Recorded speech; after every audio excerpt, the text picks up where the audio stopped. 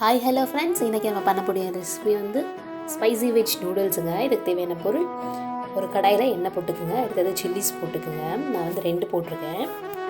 நீங்கள் வந்து காரத்துக்கு ஏற்ற மாதிரி சில்லி ஆட் பண்ணிக்கலாம். அதுக்கு அடுத்தது நல்லா நீள நீளமாக கட் பண்ணியிருக்கக்கூடிய ஆனியன்ஸுங்க. நல்லா கோல்டன் கலரில் வர அளவுக்கு நீங்கள் ஃப்ரை பண்ணிக்கங்க.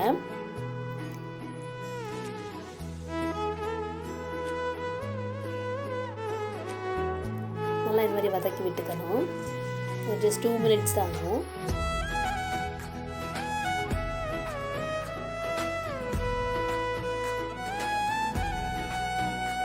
இது வந்து என் பசங்களுக்கு ரொம்ப பிடிச்ச ஒரு டிஷ்ஷுங்க.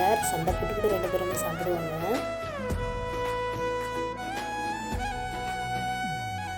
இந்த ஸ்டேஜில் நீங்கள் வந்து பொடிசாக கட் பண்ணி இருக்கக்கூடிய பீன்ஸ் ஆட் பண்ணிக்கோங்க. அதே சேர்த்து நல்லா மிக்ஸ் பண்ணிவிட்டு அதுக்கு அடுத்தது நீங்கள் வந்து கேரட் ஆட் பண்ணிக்கலாம். கேரட் பீன்ஸ் நல்லா மிக்ஸ் ஆகிற அளவுக்கு நீங்கள் ஃப்ரை பண்ணி வச்சுக்கோங்க.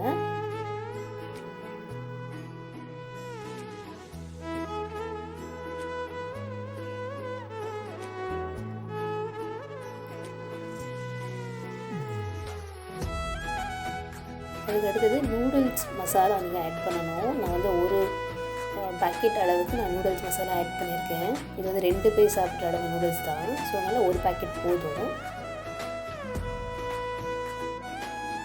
அதுக்கு அடுத்தது உப்பு தேவையான அளவு நீங்கள் ஆட் பண்ணிவிட்டு எல்லாமே சேர்த்து மிக்ஸ் பண்ணிக்கோங்க.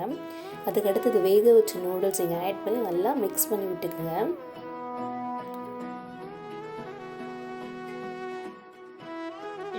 Spicy veg noodles is ready. இப்போ நீங்கள் இதை வந்து சாஸோட தொட்டு சாப்பிட்ட போது காம்பினேஷன் அட்டகாசமாக இருக்குங்க.